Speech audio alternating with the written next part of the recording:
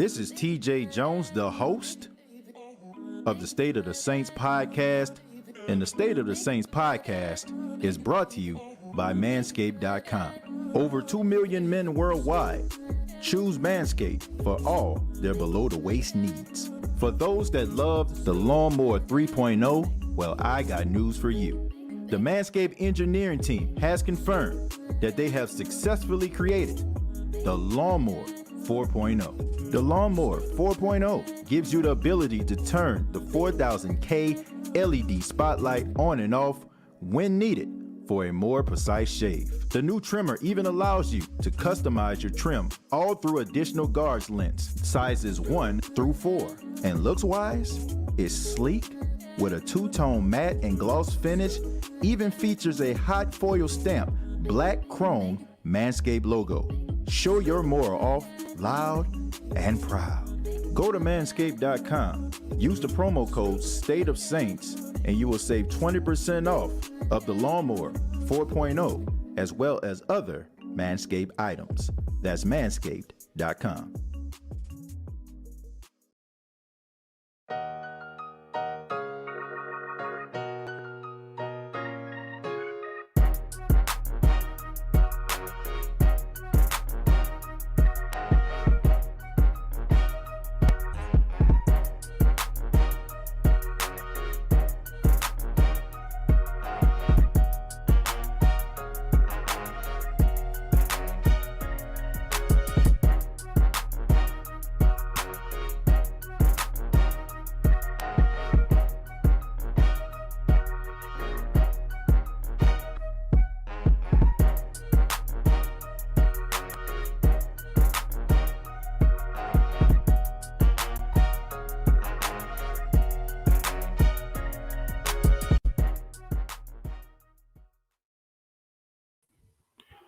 Hey, what's going on, Who Dat Nation? It is yours truly, TJ Jones, the host of the State of the Saints podcast.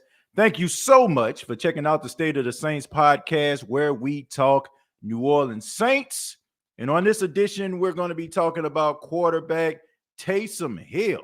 Taysom Hill just got paid, and it ain't even Friday night. We're going to be talking about that, of course. We're going to be talking about the Saints' big game they have on Thanksgiving versus the Buffalo Bills, and so much more. But thank you all so much for checking out the State of the Saints podcast. Really do appreciate your time. Shouts out to everybody in the chat right now. Shouts out to everybody listening around the country, around the world, no matter where you are, wherever you may be. Thank you for choosing the State of the Saints podcast. I really do appreciate it. But let's go ahead and talk about the elephant in the room. I've been hearing a lot of people talking about this whole situation involving Taysom Hill. If you've been living under a rock, or you just been, kind of 10 toes down and focused on something else, Taysom Hill has received a 4-year extension with the New Orleans Saints. He has a 4-year, $40 million contract with $22.5 million guaranteed. That's right. Taysom Hill got paid yet again. And it's amazing to me how Taysom Hill is always the topic of discussion every time this man get a little skrilla. Now, I know a lot of people have their reservations about Taysom Hill, and I can understand that, right? Some people ask, is he a quarterback? Okay, some people say that he's not a starting quarterback. Some people feel that he is the future, and he is a starting quarterback. But no matter where you stand, I have to say, I like this, okay? Look, Taysom Hill, to me, do I feel like Taysom Hill is the starting quarterback of the future for the New Orleans Saints? No, I do not. But the things that he can do on the field and the matchup nightmare that he is, and all the variety of positions that he plays, he deserves to get paid, okay? You can talk about Taysom Hill all day long. You can talk about him till you're blue in the face. You can talk about where he stands as a quarterback. But the man deserves his money because he does so many different things for the New Orleans Saints, and he's extremely valuable. And when you put him in these different roles, man, he always comes through. Rather his special teams, rather his tight end, rather his running back, rather his quarterback. He makes plays. And he also carved out a lane for himself. And I think that this was very, very smart by Taysom Hill and his representation, because I feel like Taysom Hill is not going to get another opportunity, a fair opportunity to be a starting quarterback anywhere else. I think that Taysom Hill is who he is, and he understands what he is. He's a 31-year-old guy who's asked to do a variety of things. And if you go to another team and you try to go out there to be a starting quarterback and it doesn't pan out, and you fall into the lap of a coach that's not offensively innovative like Sean Payton, you can find yourself on the sidelines holding a clipboard. So at least you know that you're going to get some playing time. At least you know that you're going to see the field. Other organizations won't be able to promise you that. So I think that was a smart decision by Taysom Hill and his representation. And I have absolutely no problem with Taysom Hill getting this money because I feel like he deserves it. And anybody out there that feels like the man does not deserve this money, I just have to say you're crazy. You're insane. How many moments have Taysom Hill took over a game? How many times have we seen Taysom Hill put this team on his back at times? And how many times have we possibly could have lost games if Taysom Hill wasn't somehow involved in the offense? So I think that Taysom Hill deserves his money. I'm glad that he got it.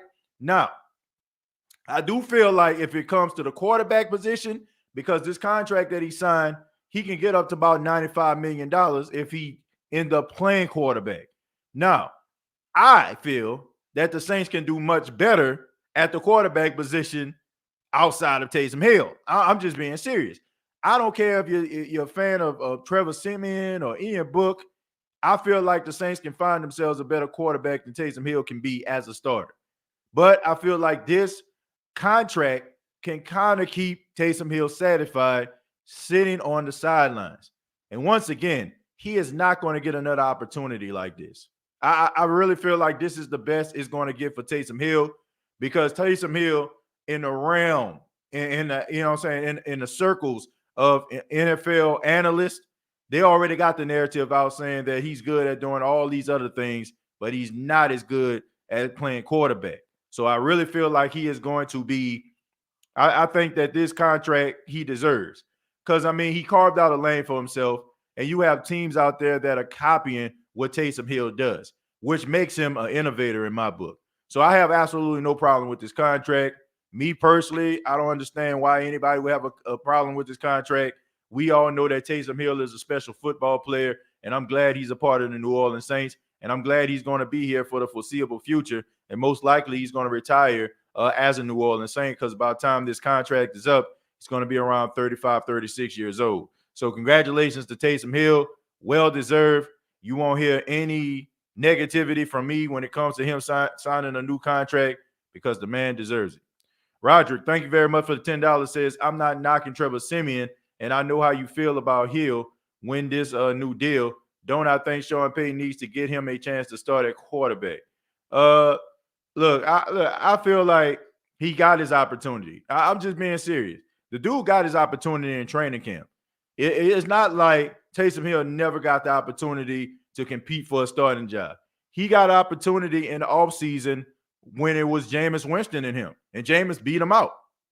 I think that was I think he got a fair shake from Sean Payton. Okay, Sean Payton didn't just anoint Jameis Winston as the starting quarterback because he was the first pick overall coming from the Tampa Bay Buccaneers. He made it a fair competition. Taysom Hill started the first game of the preseason.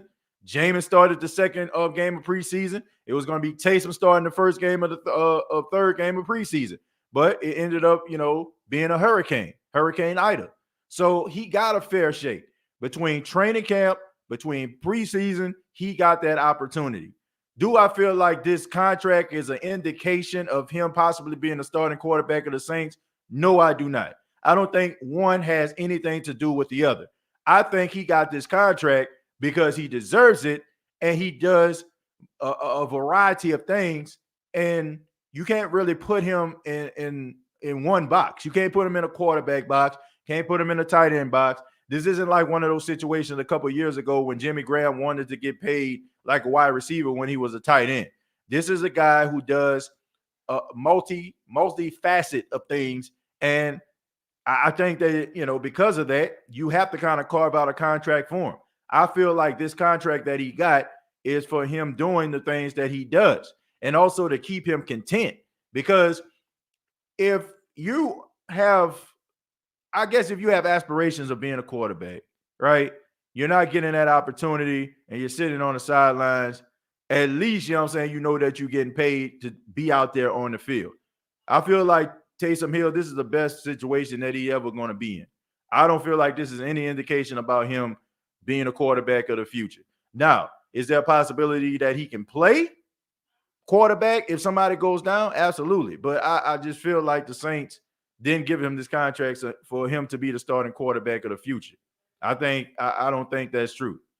Let's see. Chemo says, who that TJ and family? I saw Brian, Chemo, dang, I can't spell. Giving a shout out to the OG. Josh says it's time to see chemotherapy, and I ain't even bring my med card. Man, shouts out to Josh. Jameis Winston said, thank you for the $2. Said, wait a minute, where my money? Well, Jameis was on his way to making some good money with the New Orleans Saints, in my opinion. But unfortunately, he went down with a torn ACL and MCL issue. So I think the Saints are going to re-sign him, probably to a very friendly deal and, give him another prove-it deal, which I feel like after next season, he's going to get paid by the New Orleans Saints. And by that time, I think the Saints will be somewhere content and kind of, the Saints have been dealing with some contract issues. So I think by that following season, when Jameis gets paid, the Saints should be okay when it comes to the salary cap. Well, I'm insane then. Let's see. TJ, I need one of those hoodies, brother. Yeah, man, we got hoodies on the way, man. I'm definitely gonna be making some hoodies. Definitely gonna get them ready for the holiday season. I'll keep y'all posted, man. We got some hoodies coming along the way. Get yourself ready for the holiday season. Taysom can be our kicker too. Hey, why not? Since he do everything else. That's true. Like why can't he be a kicker? Why can't he be a kicker? I don't have an issue with that. Roderick, thank you for the $10 again. He says former Patriot wide receiver Malcolm Perry recently waived off IR, is signed with the Saints. Sources say he'll start on the practice squad with a plan for a quick promotion. Roderick, yeah, I heard about that. Congratulations to him. This is a guy who he actually played at Navy, man. He played for the Dolphins, he played for the Patriots, and he's a solid guy. You know what I'm saying? He hasn't really gotten the opportunity to go out there to show what he actually has, but he's a guy that I look at as a possession receiver, a guy that could do some damage in the slot. The Saints can kind of set him up to succeed in that regard. So it can't be any worse than what they already have, in my opinion. Why not?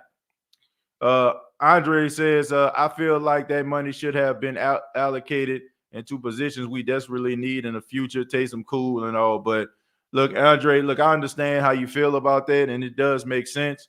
But by signing him to this contract extension, the Saints kind of freed up some money, to give them opportunities to sign other guys, okay, and also be able to bring some guys in. So when you see guys getting contract extensions, that's actually a good thing. So by him signing and not being on the books, just as of right now, it stretches out his salary that he has now, and it opens up opportunities for the New Orleans Saints to get other things that they need. Let's see. 504 says Taysom is great for his team, but he does have an injury history dating back to college, and his reps increasing or the nagging injuries going to increase. And I'm pretty sure that they will. I mean, keep in mind this dude is 31 years old, and he does have an injury history like 504 alluded to. But I just think that by him just being so heavily a part of the offense, he is going to have those nagging injuries. But the reason why he didn't have him in the past is because he was kind of sprinkled into a well-oiled machine that was the Saints offense. They had Michael Thomas. They had Jared Cook. They had Traquan Smith. They had guys that Drew Brees can get the ball to, and Drew Brees was a guy that can make plays. I feel like you get a heavy dose of Taysom Hill because you don't have the luxury of having a Hall of Fame quarterback in Drew Brees that really, in all honesty, does not need to lead the field for you to win. Okay, Taysom Hill being a part of the Saints offense now is very beneficial to the Saints' success. we didn't need Taysom Hill to be on the field for the Saints to win when Drew Brees was the quarterback. Now you have to say that you need him, regardless if Jameis is in the game or even when Trevor Siemian is in the game. Okay. Both of these guys, I feel like you need a heavy dose of Taysom Hill doing more things in order for them to win. You didn't need that. Okay. I said this on social media. Drew Brees, he hid a lot of the imperfections of the New Orleans Saints. And the reason why we're seeing some of these imperfections in our faces right now, and we're paying attention to them now, is because they're so apparent. Drew Brees disguised a lot of the imperfections of the Saints for years, man. And now we're seeing it now that he's not here. That's just the honest truth. Mark says if Jameis tore 2 ligaments in his knee, will he be damaged goods long terms in the NFL? Mark, only time will tell. I'm hoping that that's not the case. I think that Jameis is a tough guy. I think that he is going to rehab his behind off, and he's going to get back out there on the field, and I think he's going to be back and better than ever. I think that he's the type of guy that works extremely hard. He pays attention to detail. He wants to be great. And I just think that this is a setback for a major comeback. Now, I think that this would be a concern for some of the other quarterbacks out there that may not have the mental makeup of a Jameis Winston. But I think Jameis is primed to make a huge comeback. And I think that he's going to come back with something to prove. This is just icing on the cake, so to speak, when it comes to having something to prove in the world of Jameis Winston. Everybody wrote him off because the whole 30 for 30 thing. And now you combine the ACL and the MCL injury. I think that you combine that. I think that's just more of a chip on his shoulder to go out there and perform. I'm excited to see what Jameis Winston can do. I feel like the Saints are going to re-sign him to at least a 1-year deal, give him opportunity to compete in training camp, maybe against Taysom and Ian Book. I honestly, Trevor Siemian, I honestly don't see him coming back to the New Orleans Saints long term. Maybe they might re-sign him, but I think that it depends on what Ian Book does in his development as a quarterback. If he develops the way the Saints want him to, I think it's going to be bye-bye for Trevor Siemian, because you have a young guy that can be a backup in emergency situations, that understands the playbook, a year under his belt, and then you have Taysom Hill and Jameis Winston competing for that starting position going into the 2022 season. So that's the way I look at it. I'm looking forward to seeing what Jameis can do. I believe in the brother. Let's see. Sheets says, I agree on the Hendrickson part on Pete Hendrickson, Dre Day, but not the other one. Let me see. I'm not sure what that means. I guess there was a conversation that was in the chat. So glad Sean Payton makes the decisions. I think Sean Payton does make really good decisions in some situations. Now, some of them will have you scratching your head, raising your eyebrows, like, what the heck is he doing? But for the most part, look, I can't get mad at Sean Payton because he has a type. I know all of us want him to go out here and get guys that have names and recognition and guys that have skins on the wall. But sometimes those guys don't mesh with what Sean Payton wants to do. I think Sean Payton likes fundamental guys, guys that fundamentally sound, guys that can be where they need to be. I think that's what he likes, right? Guys that can block at the wide receiver position, guys that can run fast. I think he has a type.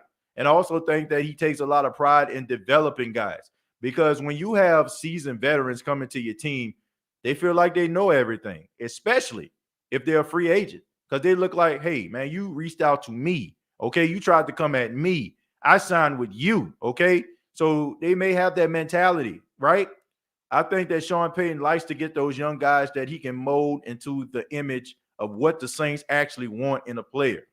That's why we always look at some of these guys that they go out here and get, and we wonder to ourselves, why in the world is he not going out here getting some guys that are out there that we recognize? Guys like maybe like a Larry Fitzgerald for possessions, a guy like Golden Tate, a guy that can play in the slot and that's rough and tough, a guy like Dez Bryant in the red zone. Maybe Sean Payton feels like those guys don't really, match up with what he tries to do fundamentally or offensively. So I have no problem with that. The only issue that I have is the fact that the players that they actually have on the field, they are not doing it. You know what I'm saying? They're not getting it done, right? I think that these guys are talented, but I don't think they have the type of talent that we need in order for us to be successful as a team, right? You know what I'm saying? Like, to me, if Michael Thomas was here, I feel like we wouldn't have an issue with Marquez Callaway, who's doing a good job, by the way. I mean, he's had 3 touchdowns in the last 3 games, right? At least. He had 6 touchdowns on the season. That's okay. But sometimes we don't need you to get touchdowns. Sometimes we need you to be able to convert third down. Sometimes we need you on fourth down situations, need you to catch the ball. And goal line situations early in the first quarter. We need you to be able to handle your business. Sometimes we see these guys, one time in the first quarter, then in the fourth quarter, then they show up. We don't need that. We need consistency. And I think that's the biggest issue with the New Orleans Saints. It's just the consistency at the wide receiver position. There's not much consistency there. So I think that if you get consistency, I think that you'll be fine. And I respect Sean Payton for, like being like, hey, this is my type. This is what I want. And this is what I'm going to go after. I have no problem with that. But I would like for these guys to get open because they leave a lot to be desired. I'm going to go with John. John says, he's getting this money. Might as well play him. Hell, I take that money to hold a clipboard too. Hill won't get this nowhere else. John, that's all I'm alluded to, man. I don't feel like he would get this type of money anywhere else. If Taysom Hill was to, let's just say, for example, in my opinion, now this isn't the gospel truth, okay? This is just TJ Jones' opinion. If Taysom Hill was to go somewhere else and, compete for a quarterback position, I feel like the team would just sign him strictly for that reason. They're not going to sign him to be able to do the things that he's doing in a New Orleans Saints uniform. If he doesn't win that quarterback position, then he's going to be on the sidelines with a clipboard. And he's not, like John just said, is going to be making the same amount of money that he's making right now. This is the best situation Taysom Hill can be in. Because you know why? Because he knows for a fact that he's going to hit the field. Now, you may not be able to get 30 passing attempts like most quarterbacks can on a regular basis, but what you can do is be able to enter the game in a passing capacity, in a running capacity, or a catching capacity. At least you know you're going to be out there competing with the guys versus going to a team competing for a quarterback position. One, if you get the position, it's not going to be for long because you're 32 at the time of a new contract. If he was to sign with somebody else, you're 32 years old. Other teams are going to be looking for you to be the gatekeeper, so to speak. The guy who is standing in place until we get the young guy developed. At least with the New Orleans Saints, you're going to get a fair shot and you're going to hit the field. All right? You're going to hit the field in some capacity if you're not good enough to be that starting quarterback in preseason, in training camp. At least you're going to be able to hit the field. Mark says, let me pull this up. If Winston knee don't heal up and they stick with Taysom at quarterback, I think some teams will give him a minimum contract for sure. Yeah, Mark, a minimum contract, but he's not going to be making the amount of money that he's going to be making with the New Orleans Saints, in my humble opinion. Not at the quarterback position. And why would you? You know what I'm saying? Like, man, y'all know how it is. Anybody that played professional, well, not professional sport, but any sport at all, or even if somebody checking out this show that has played professional sports, you want to be out there. No matter what sport it is, you want to be out there. Maybe you're not at the position that you want to be at, but at least you're out there competing. How many of us, doing Pop Warner, signed up to be a running back, but they're like, hey, you know what I'm saying? Like, we want you to go to tight end. Or, hey, you're kind of a bigger guy. I want to put you on the line. How many times have we seen that? Well, you might not be happy because you want to catch passes. You probably caught passes with your mom or your dad in the backyard or the cousin or your uncle. You may not be happy about it, but at least you know that you're going to be out there competing and playing. So I just think in this case, something is better than nothing. Because at this stage in Taysom Hill's career, he got to come to a realization. It's rather all or nothing. And nobody, in my opinion, is going to give him an opportunity or more opportunities than the New Orleans Saints. First off, it's a young man's game. You're going to be 32 years old if he didn't sign his contract, entering free agency to be a quarterback. And you got to think about all of these teams out here who are looking for guys that can be their franchise quarterback or a young guy to be able to go out there and make those throws so they can have some type of longevity as a franchise at their quarterback position. I just think that this is the best position for Taysom Hill. TJ, I know it won't be easy, but you should use your Superdome connections to see if you can get Jameis on the show. He should know how much the SOTS family supports him. Well, look, I'm always in contact with Jameis representation. Shouts out to Joe Hernandez. Shouts out to him, man. Just Wins Management. I'm always in contact with him, man. He's always talking about the show, and he enjoys watching it from time to time. So shouts out to him. But look, Jameis is focused on trying to get better in rehab and stuff like that. I would love to get him on the show in the future. I'm pretty sure most likely you probably can make that happen somewhere down the line. But he's focused right now on trying to get better, and I have no problem with that. And I'm pretty sure in the future we're going to see Jameis Winston on the State of the Saints podcast. I'm pretty confident about that. I don't have confirmation, but I'm pretty confident that that's going to happen in the future. Have him on a live stream though. Yeah, we'll definitely definitely going to try to get him on there in the future. I think that we can make that happen. Are we going to sign Michael Thomas to a long-term contract so we can keep him here for the rest of his career? And can he retire in New Orleans? Look, I don't know if Michael Thomas is going to retire in New Orleans. I wish I can give you a definite answer, Brian, but I don't know. As far as a long-term contract, he already signed one. He already signed a long-term contract. Look, Michael Thomas needs to get back on the field. I like Michael Thomas a lot. I have a lot of respect for his game, but he needs to get back on the field, man. Like, a lot of people are forgetting about how good this guy is, and we all know that when guys start to miss time, we start to think about, hey, can he still do it? And then we also start thinking, dang, man, this dude taking up a lot of the money for the New Orleans Saints. Look, I do feel like, I don't care what anybody says. Look, anybody can say, man, you reaching, TJ, or whatever. But I really feel like Michael Thomas would have came back if Jameis Winston was the quarterback for the rest of the season. I feel like it was one of those situations where Michael Thomas, he wouldn't have been at 100% coming back. He probably would have been at 89, 90%. But he felt like, well, I got Jameis throwing me the football. I'm not going to be at 100%, but I'm good enough to go out there and compete. But when Jameis went down, he was like, hey, we most likely, I'm not going to get the best quarterback that the Saints has to offer.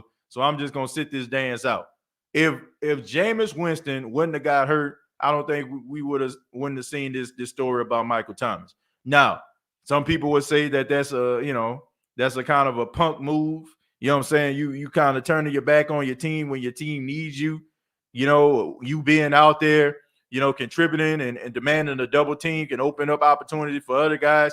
All of that is true. But at the same time, I can understand the move, like as a business decision down the line. You go out there, at least if you re-aggravate an injury, at least you have somebody that that can get you the ball, and there's a possibility that you can win. Okay. But I still stand by that. I can't say that I agree with that situation, but at the same time, look, all that, he re-aggravated stuff and that long-term essay that he wrote, I just think that is a bunch of BS. I really feel like Michael Thomas could have came back if Jameis Winston was playing. He would have came back. He wouldn't have been 100% because when you're dealing with ligament issues like that, it's going to take a while for it to heal, but you would have been close to 100% playing out there. But when Jameis went down, I just think that he phoned it in. I don't think it's a coincidence. All right, Jameis goes down toward ACL, MCL, LCL, NAACP. And all of a sudden you come out here with I have a dream speech talking about I'll see y'all next year. I don't think that's a coincidence. And I like Mike, but we got to call a spade here. Can't sugarcoat just because I like a guy. That's just my honest opinion. I say Taysom. I say let Taysom start. We're not going all the way. Let's be real. We can see what he can do in a larger sample size. Clay, I agree with it. I feel like Taysom Hill should get an opportunity. I don't think that it will change anything. I think the only difference is you'll have like a running dynamic, right? You'll be able to scramble out of the pocket. I think that's the only different dynamic. But guys still have to catch the football, But I mean, why not give him an opportunity? Why not give him an opportunity if things aren't working out? Maybe even for a spark, Why not? Siemian sucks. It is what it is. At least Taysom can escape. Well, I don't think Siemian sucks. I just think that modern day NFL, modern day NFL people look at the NFL in modern day, they feel like a quarterback needs to have the ability to scramble out of the pocket. If Trevor Siemian was playing in the 90s, early 2000s, I don't think anybody would have a problem with it. It's just the fact that we see quarterbacks today, the ones that have a level of success, have the ability to make the throws and also be able to escape to get those 4 or 5 yards for that touchdown. And when you see a guy that's like a statue in the pocket, it makes you frustrated because you see all these other quarterbacks with the escapability moving around in the pocket, but I don't think that that's the only solution. You know what I'm saying? Guys can pick you apart being a pocket passer. I don't think that you need to be Lamar Jackson or Deshaun Watson to win football games. It's exciting, but at the same time, I mean, if a guy can stand in the pocket and make throws, I ain't got no problem with it. But I mean, you're gonna need some different things going. You know what I'm saying? For like to me, looking at this situation, right? I feel like in this situation that the Saints are going through, no left tackle, no right tackle, no starting guard, right guard playing like straight hot garbage. I think Taysom Hill would add a different dynamic. Now, I didn't feel that way a couple weeks ago because the Saints had their left and their right tackle. And I feel like those guys can hold up the pocket. But when you have no left tackle, no right tackle, backup guard, Cesar Ruiz playing terrible, you need that guy to be able to, move around the pocket. Like if this was the Saints starting offensive line, maybe. You know what I'm saying? Like maybe. Okay. I kind of felt, had my reservations about Trevor Siemian, started because I feel like as a passer, he's better. But the way this offensive line is constructed right now, nah. You know what I'm saying? Like I don't think that.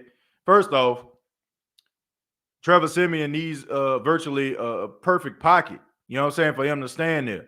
Like this guy panics when he sees a blitz. Like I never seen anything like this. It's like he flinches. You know what I'm saying? And he gets like really reckless with the football. Like that game against Philly, they could have easily had 4 or 5 touchdowns in that game because he panics every time he gets pressure on him. He never really stands strong in the pocket.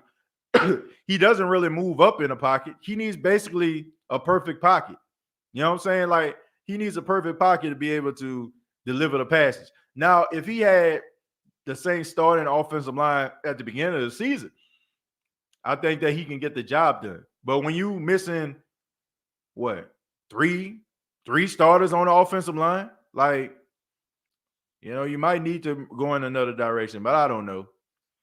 I think that you also need to catch the ball also. Dez Bryant, thank you very much for $2 says, I'm still available, yo. Yeah, I don't think that's going to happen, man. I feel bad for Dez Bryant because I feel like the NFL kind of, they kind of drew him to the wayside. I feel like he had a lot left in the tank, but between Jerry Jones and, the national media, they kind of just made this guy a distraction and made it other teams just kind of look the other way because they didn't want that type of noise in their locker room, which was unfair to him.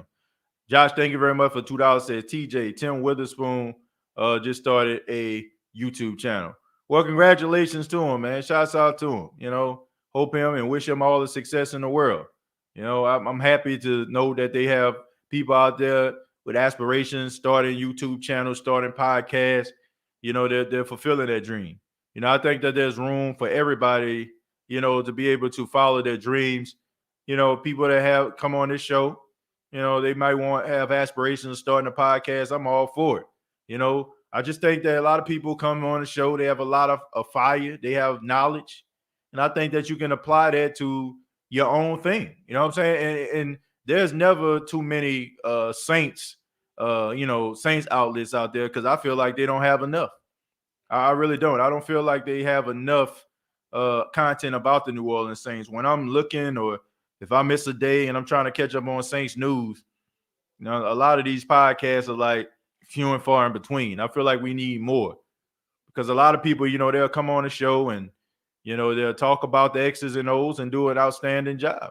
And a lot of people, school me up on things.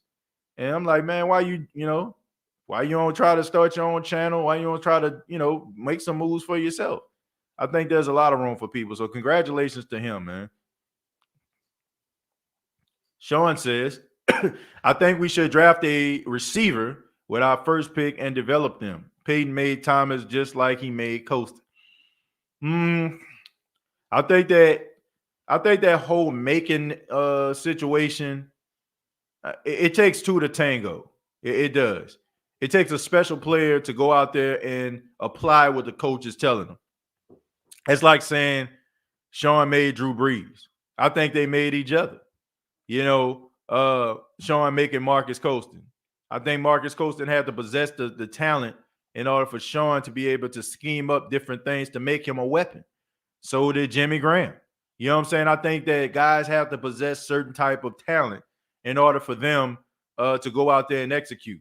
I don't think it's a coincidence. Look, if you have a guy who can't shoot a three, right? You know what I'm saying? If you go out there and you coach him, right? You go out there and coach him, and you know what I'm saying, he still like have an ugly jump shot and he's missing everything. I mean, it's just not meant to be. He just can't, you know what I'm saying, shoot it. You can work with him all day, but he's not going to be as efficient. But if you get with a guy who probably, come out the gate shooting threes, you probably need to work on his, on his release or something like that. He'll probably work on that release, and then he'll be an assassin from the three. Why? Because he probably always had that talent in order for him to hit that three. And he'll probably become an even better three-point shooter. So I think that Marcus Colston, Drew Brees, Jimmy Graham, they possessed a certain level of talent, and Sean Payton pulled that talent out of them to make them as respected as they were as New Orleans Saints. Let's see. Lily says, I totally agree, PJ, with that statement. Let's see. Jay also says, 504, why would Winston take that? I'm not sure. I caught the middle of that. Mark says, if Taysom Hill shine, does that mean he's the starting quarterback at next year for the Saints and don't give job up to nobody else? Mark, I don't agree with that. I don't think if he shines, he becomes the starting quarterback, because you will have to ask yourself, why is he shining? Right? It's not because Jameis was playing so god awful that he got benched. Right? I feel like even if Taysom goes out there, and I look, if Taysom becomes the starting quarterback, I want to see him succeed. I'm a Saints fan, right? I tell people all the time, like, you shouldn't want to wish a guy, bad luck because you have a preference at quarterback or you have a preference at running back or receiver. I don't want to see this guy drop a pass if I have another receiver in mind. I want to see that guy catch. If Sean Payton puts that guy in the starting rotation, I want to see him succeed. Quarterback, running back, what have you. So I want to see him succeed. But I do think, regardless to how he performs, if he becomes a starter in one of these games, and most likely he will, especially if the way with all these injuries, the way that things are going for the New Orleans Saints, if the injuries start to pile up and they become more and more behind the eight ball, I think that you're probably going to see him. But in the offseason, I think that you're going to go into the offseason kind of similar to how you came into this past offseason, with a competition in mind. Because you also have to take into account Jameis Winston is coming back off injury, and also Ian Book. We have to know what his development actually is. He signed a 4-year deal. He signed a 4-year deal. So I think that the Saints are going to expect him to improve at the quarterback position, and I think that it's going to be fair for him to go out there to try to compete as well. So we don't know what we have. We can't say, well, Taysom, you're the starter just because you had a good outing. It's not fair. Michael Thomas should be on the sideline sometimes with the team. Pump them receivers up that is playing. Well, look, you can pump a guy up all you want to, but if a guy ain't doing his job, he ain't doing his job. Okay, you can put Martin Luther King out there. Okay, you can put Tim Robbins out there. You know what I'm saying? Tony Robbins, I should say. You can put any motivational speaker you want out there to try to encourage the troops. Hell, you can go get the late, great Nuke Rodney, you know what I'm saying, a former head coach in Notre Dame, you know what I'm saying, to give them the most, you know what I'm saying, emotional speech ever. But if a guy isn't out there performing, it doesn't matter, right? It doesn't matter what you say to him. You can have Martin Luther King come out there and say, I need you to run that 9 route like it's the last route you run. You can do all that. But, hey, if a guy's not going out there and performing, hey, you know what I'm saying? It really don't matter. It really don't matter. So let him, you know what I'm saying? That's the way I feel about it. Michael Thomas can be on the sideline for emotional support and all that kind of stuff there. But if a guy can't catch, I don't care who on the sidelines. Okay, Jerry Rice can be on the sidelines. It's still going to be the same result. Nobody talking about our tight end issue. Well, look, it's because they have they just got so many issues. Like, this is almost like a pick 'em year for the New Orleans Saints. Anywhere you turn, there's an issue. Running back, quarterback, offensive line, tight end, wide receiver, kicker. You know what I'm saying? Defensive line barely getting pressure, right? I mean, you can take your pick. I mean, to me, as slow as the tight end's been playing, let's be real about this, folks. We weren't thinking about no tight end a couple years ago because we had some receivers out there, right? Like, nobody, like, we used to talk about Kobe Fleener, but ain't nobody was like, man, you know what I'm saying? We lost that game because Kobe Fleener. Like, look, Kobe Fleener didn't get involved in the game, but we won, so who cares, right? Issues become more apparent when you're losing because the biggest issue you have is trying to figure out, why are you losing? Why is this happening? What is going on with this team? Why are we keep on having these same issues? Is it because of the running back? Oh, Alvin Kamara hurt. Oh, Jameis out for the season. If the Saints were winning, we would kind of talk about this in passing, right? Because when the Saints were winning with Jameis, we used the injuries, you know what I'm saying, as a prop up for the team. Look at all these injuries that we have, but we still 4-2, right? But now the team is losing, the injuries start to pile up, and now we're trying to figure out why we on this 3-game skid. Is it because of the tight ends? I mean, take your pick, man. My goodness. We don't have a kicker that can kick between the outrights. Alvin Kamara, our best offensive weapon, has been out for the last 2 weeks. Right tackle and left tackle, respectively, Ramczyk and Teron Armstead, they're out. I mean, however you feel about Andrews Pete, he's still a starting guard. I mean, so many injuries, so many issues with this team. I mean, I could think of a million other things before I even hit tight end. So I think that's the main reason. But I want to take this moment to thank the fine folks at DraftKings.com. DraftKings.com, the official sponsor of the State of the Saints podcast. It says, this Thanksgiving, be thankful for family, food, and free bets. That's right. DraftKings Sportsbook, an official sponsor of the NFL, has a Turkey Day no-brainer you can't miss. New customers can bet just $1 on any Thanksgiving NFL game and win $100 in free bets if either team scores a point. If Sportsbook isn't in your state, you can still get in on action. Make sure that your first deposit, you can play free for millions with DraftKings Daily Fantasy Football Contest. DraftKings is safe, secure, and reliable. Best of all, you can deposit and withdraw your cash whenever you want. Just download the DraftKings app, use the promo code State of Saints, bet just $1 on any Thanksgiving game, and win $100 in free bets. That's DraftKings.com. Let's go. Let's go with Eugene. Eugene says, y'all don't hold Sean Payton accountable enough. He be screwing up a lot. To me, it's crazy how he don't understand the type of team he needs.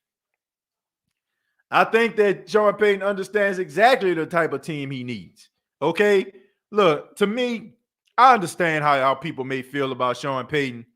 Okay? Do I think that some of the plays that he calls are ridiculous? Absolutely. Do I think that some of the decisions that he make, especially when a team is down, he shouldn't make? Absolutely.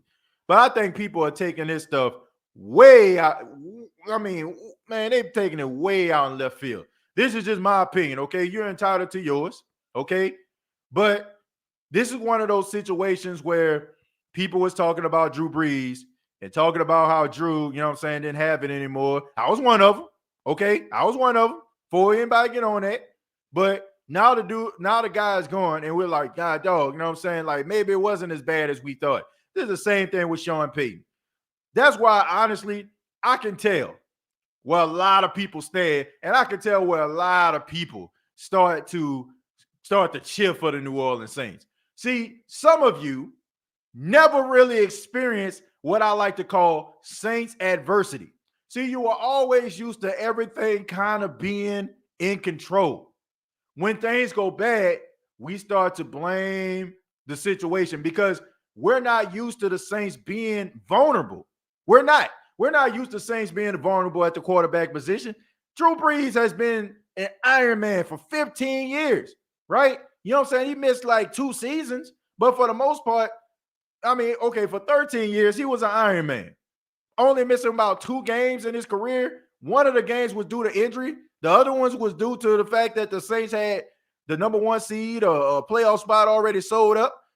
We don't know how to analyze this team in some cases because now we're looking at Sean Payton. Look, what do people expect Sean Payton to do? What do you expect for him to do? This team is snake bitten this year. If you want to talk about Sean Payton, talk about him next season with all hands on deck. Then we can have that type of conversation. Now, do I feel like he needs to be held accountable for some of the decisions that he makes? Yes. Do I feel like some of the decisions that he makes have you scratch your head? Yes. But we pretend like this guy isn't the right guy for the job. The Saints would be a straight dumpster fire if Sean Payton wasn't the coach. I mean, it's just the truth. If anybody that thinks that any other coach can deal with the situations that the Saints are dealing with this season and still be able to be 500, 11 games into the season or 11 weeks into the season, you're insane.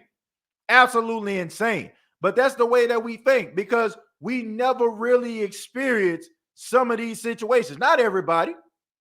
Not everybody. No, some people never really experience true Saints vulnerability. And you know what I'm saying? Like now, we have been blinded for years by great quarterback play combined with really good coaching and a quarterback, no matter what the deficit is, no matter what the situation, will make chicken salad out of chicken you know what. I have no problem with Sean Payton when it comes to coaching this season. I can't do it. I mean, look what this dude has. This dude has, in the eyes of other NFL, compared to other wide receivers in the NFL, scrubs. Scrubs at running back. Your best offensive weapon is hurt. Left and right tackle are hurt. Tight end out for 4 to 6 weeks as of right now. Come on, man. Like, what are we doing here? How can we grade this dude the same way? How can we grade this guy on execution when you got a bunch of, in the eyes of, compared to other NFL teams, bums at these positions?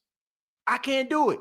Okay, if you want to talk about on 3rd down or even hell, going for it on 4th down like Chosen alluded to on Sunday, going for it on 4th down when you're down, I mean, I'm with you. But when it comes to, you know, man, just criticizing a guy like, man, this team is not good right now. They're not good enough. And it's not their fault, and it's not Sean Payton's fault. Now, Sean Payton constructed this team at the beginning of the season, and they were performing like this. When you had all hands on deck, then we can talk. But I don't see how anybody can weather this storm. Like, I don't see how anybody can overcome this type of situation and be able to, like, I mean, I don't know, man. I can't do it. I can't do it, man. Like, I understand about the play calls. I'm with you. I'm scratching my head and confusion with a lot of these situations. But when it comes to like grading him as if he got all hands on deck, I just think that, that's the anger inside of us coming out because the team is on a 3-game losing streak. Now, once again, that is my opinion. Okay. I can be wrong. Okay. You may not even think like this. Some of you probably been Saints fans for years and think like this.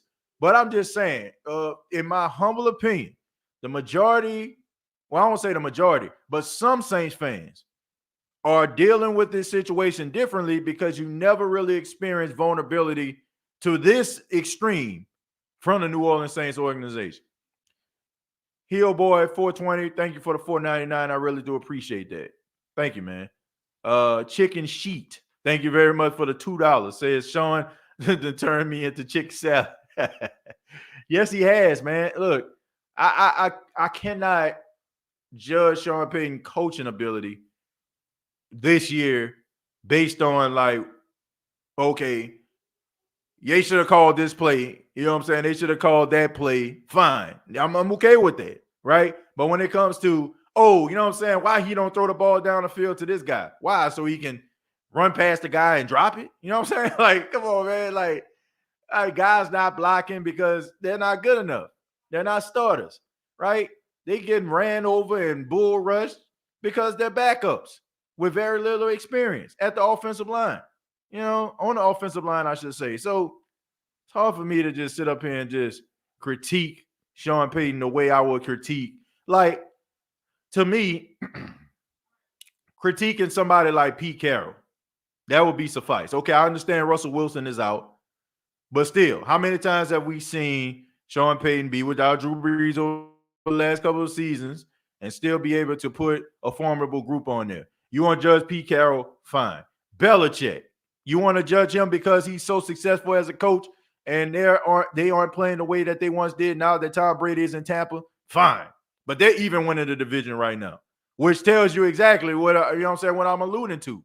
You know what I'm saying? Like, once, you get those hands on deck, and you got the guys that you go into the season with, the coach is going to get them where they need to be. But when you start having injuries here, injuries there, injuries everywhere, and you sitting up there, man, why this team is losing? Like, huh? Seriously? You really have to ask that question? You really have to ask the question why the Saints aren't as good as everybody hope they are. Like, I feel like that's where delusion actually comes in.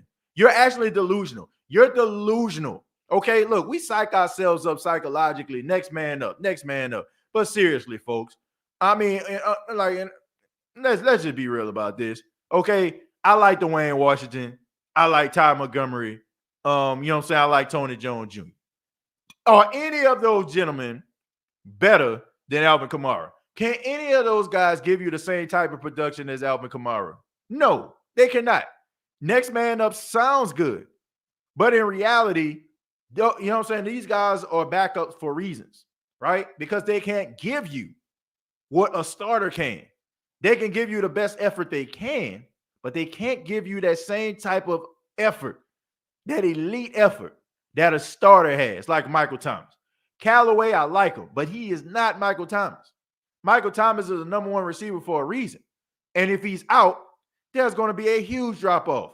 And so when it comes to Alvin Kamara, so I just think that is straight up 100% grade A delusion.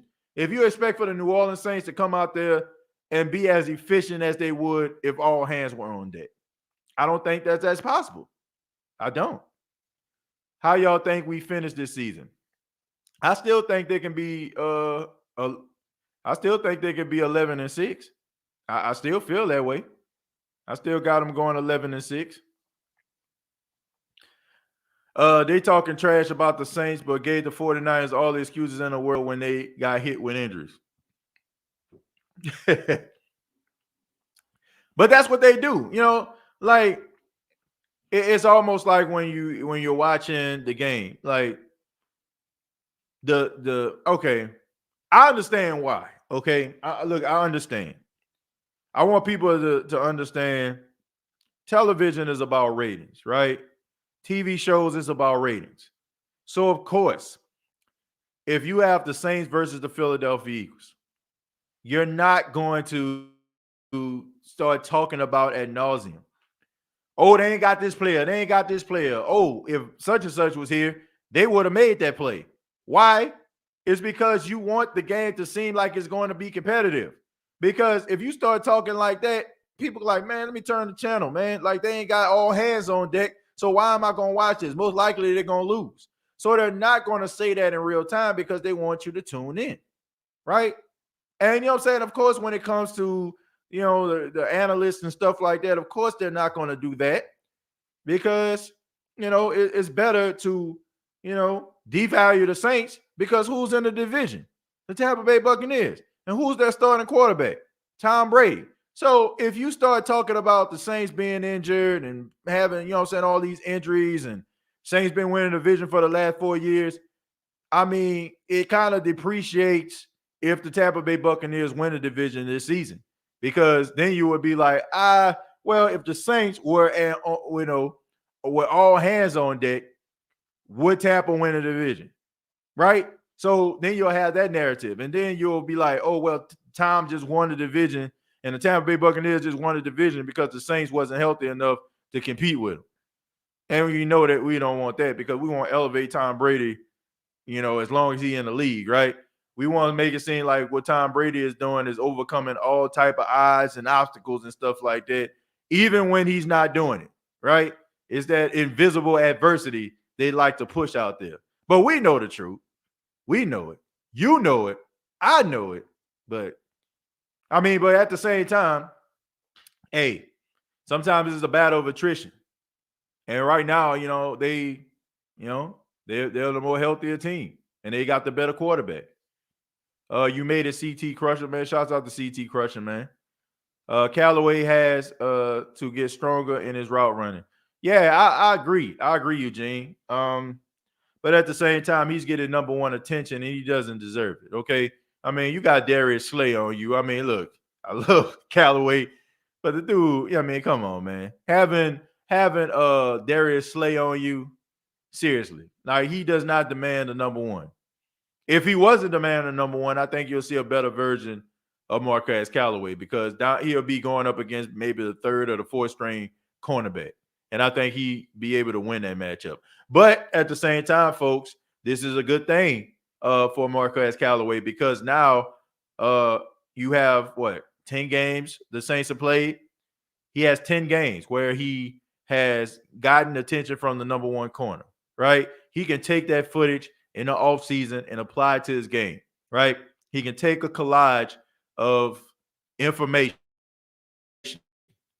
and he can turn himself into a better wide receiver. I don't think that he would ever get this opportunity if Michael Thomas got hurt. If he didn't get hurt, okay, he wouldn't have got this opportunity. So now he can go out there and he can apply it to his game. I expect Marquez Callaway to be a better version of himself going into 2022. Because why? If he doesn't, then I would be extremely concerned. If Marquez Callaway and going into his third season is not a better wide receiver, not close to 1,000 yards, then I'm going to be concerned. Because number one, he's not going to get the number one attention Michael Thomas is. And you have all of this footage and all of this, learning experience going up against number one corners. So you got to be flirting with 1,000 yards next season. I give him a pass this season because it's a learning curve. And officially, this is his, to me, this is first year as a starter. So, but if we starting to see these same things in 2022, can't get off the line, not winning your matchups, then I'm going to be concerned about Callaway going forward, okay? Because, you got a lot of experience being that number one, right?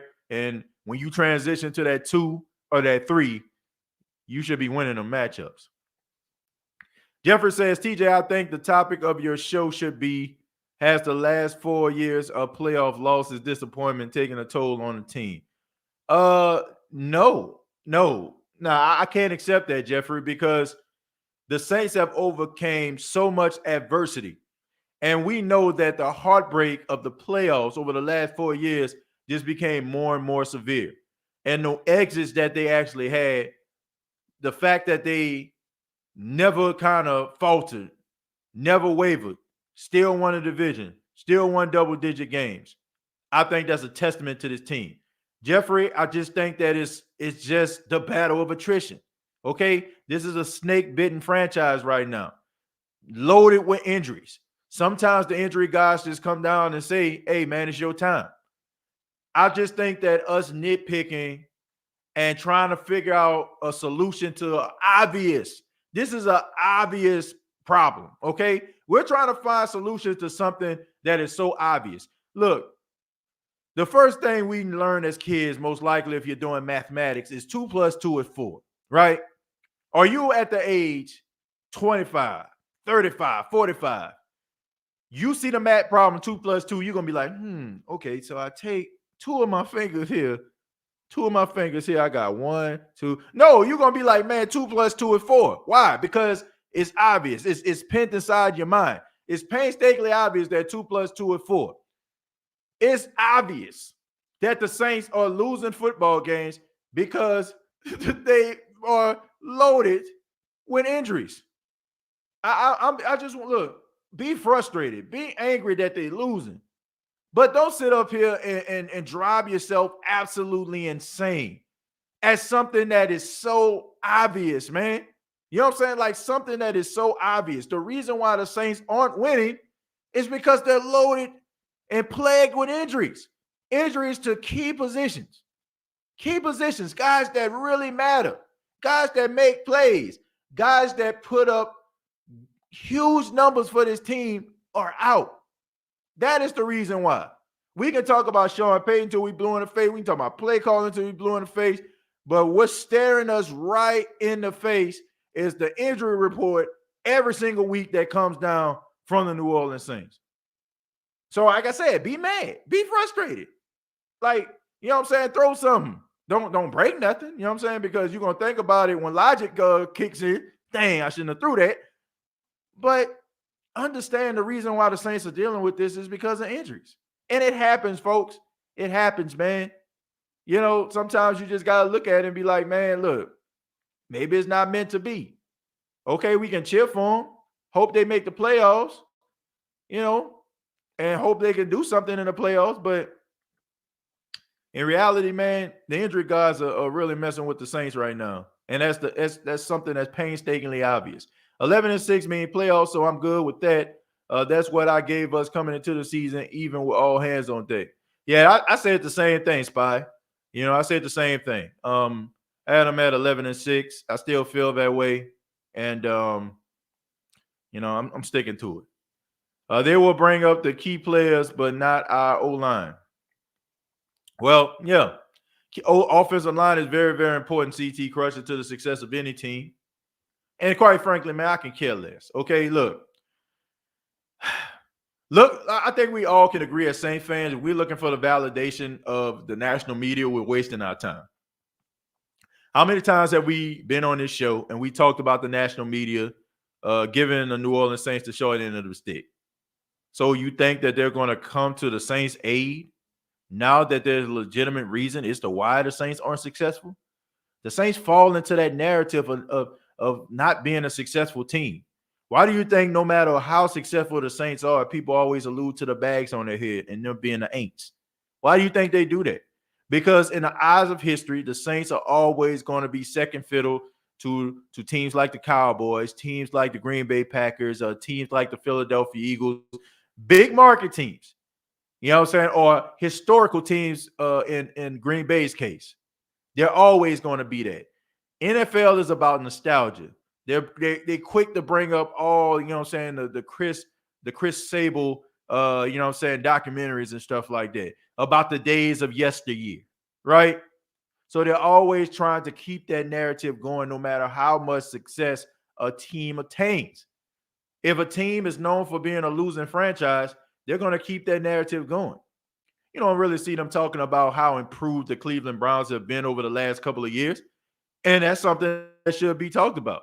What do they talk about? They start showing Baker Mayfield throwing interceptions. They start talking about passes being thrown over their head. They start showing, like little bloopers and mistakes from teams like the Browns, like the Bengals, because the narrative is those teams in history, in the eyes of history, aren't good. So they're not going to come to the Saints' aid when the Saints finally become what they always wanted the Saints to be, which is a team that loses games more than they win them. I don't understand why anybody would look for that validation. It ain't coming. The cavalry ain't coming, folks. Okay? That's why you need to check out shows like the State of the Saints podcast, Who That Confessional, Lockdown on Saints, Black and Gold Breakdown, CB, like Hoodie Jew. Because, what I'm saying, we're going to give you that real stuff that needs to be talked about. The information that we know what's going on with the team. All right. And as long as our hearts are at ease because we know what's going on, who cares? Because nobody in the national media can quote Saints football like a true lover of Saints football. So I just say, leave it alone. Smallville, thank you very much for the $5. Says the injury to Winston had a negative impact on the team. Mike Thomas did not return, and OBJ went to the Rams, all because of that injury to number 2, Jameis Winston. Smallville, I agree with that. I think it has something to do with it. Of course, if you're trying to resurrect your career in the eyes, in OBJ's case, of course, you want to go to a team where a quarterback can get you the football. And of course, in the case of Michael Thomas, why would you want to go out there and be at 90%, 80%, and Trevor Siemian throwing you the football over your head? Like, why would you even want to risk that? So I can understand both of their standpoints. I really do. Like I don't agree with it, because me personally, I'm a warrior. I'm gonna go out there. You're gonna have to carry me up off the field. But hey, man, guys make business decisions. You know what I'm saying? Like, guys make business decisions every day. That was a business decision in my opinion when it comes to Michael Thomas. And so in the case of Odell Beckham Jr. So yeah, I do agree with that, Smallville. Sean says, I drafted Callaway in fantasy, and just as a fan, and I had high hopes for him, and he's been a disappointment. Yeah, Sean, I think the preseason game and some of those miracle catches and unbelievable catches that he was making, I think that it really clouded a lot of our judgment. I mean, it clouded my judgment. You know what I'm saying? I'm not going to just sit up here and say, oh, man, I didn't go jump out the window like some people like Michael Thomas, bro. You better look out. Now, I ain't do that now. But I did feel like we was in some good hands until Michael Thomas came back. But look, the guy is not a number one receiver, okay? And he getting that number one attention. And, I mean, he's just doing the best that he can. And right now, you know what I'm saying, going up against stiff competition at cornerback, it'll be tough for any young guy that's not a number one. Eugene says, I'm just tired of seeing Pee Wee Herman at quarterback. I mean, Trevor Siemian, go with him. Look, man, I understand. I understand that football is a game of emotion. And sometimes you want to look at your leader, in this case, a quarterback, and feel like, man, something is there. And I understand that he has this all shucks type mentality. But look, I don't think that Trevor Siemian is a bad quarterback. I just feel like Trevor Siemian is a quarterback that needs talent around him to succeed. He can't carry a team, right? But neither can Taysom. Do I think that Taysom adds a different dynamic when it comes to scrambling? Yes. But if your receivers can't catch, they can't catch. I don't care if Joe Montana is your quarterback. Well, it would matter because Joe Montana is elite. But if you take an average quarterback and you give him average talent, guess what you're going to be? Average. If you take a average quarterback and you give him above average talent, then you got yourself something. Trevor Siemian can't lead a football team. He can't lead them to victory. If he does, he's not going to do it on a weekly basis, because to me, I don't think that he's built like that. Okay, some guys are built like this. Some guys are built for this. And then you have guys that are out there that are just good enough. Trevor Siemian is good enough. He's good enough for the Saints. he's good enough for the Saints to win. Now, I'm going to be real. Look, people can call me crazy. People can call me insane. But if the Saints went into this, like, if the Saints had what we thought they were going to have offensively, Traquan Smith never got hurt. Marquez Callaway, Michael Thomas, Alvin Kamara, Mark Ingram coming back, offensive line fully intact. And let's just say Jameis Winston got hurt. I feel like, and this may sound crazy, but I feel like Trevor Siemian can lead the Saints like deep in the playoffs because he's not going to make so many mistakes to a point where it's just like, man, what in the heck is he doing? He'll make some mistakes, but he'll be good enough. Okay, to me, he's Joe Flacco. That's what he reminds me of. Joe Flacco. Joe Flacco had talented, like players around him. He had a really good running game that the Baltimore Ravens can lean on, and they had like a really good defense to give him the ball and continue to make stops, to get him the ball back to correct his mistakes. That's what I look at Trevor Siemian as. It would not surprise me if the Saints had the full team intact, defense was playing the way that they have, throughout the season, not the last couple games, and especially not the last game. I feel like Trevor Siemian can lead the Saints deep into the playoffs. If Nick Foles can lead the Philadelphia Eagles to the Super Bowl, I don't see no reason why Trevor Siemian can't lead the Saints deep into the playoffs. That may sound crazy, but that's just the way I feel. I don't feel like this guy is that terrible. I just think that he's a guy that needs talent around him. He can't carry a team.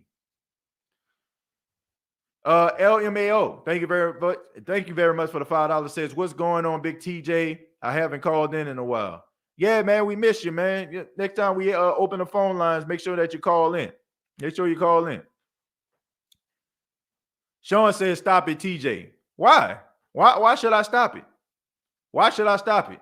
See, here's the reality of the thing. We have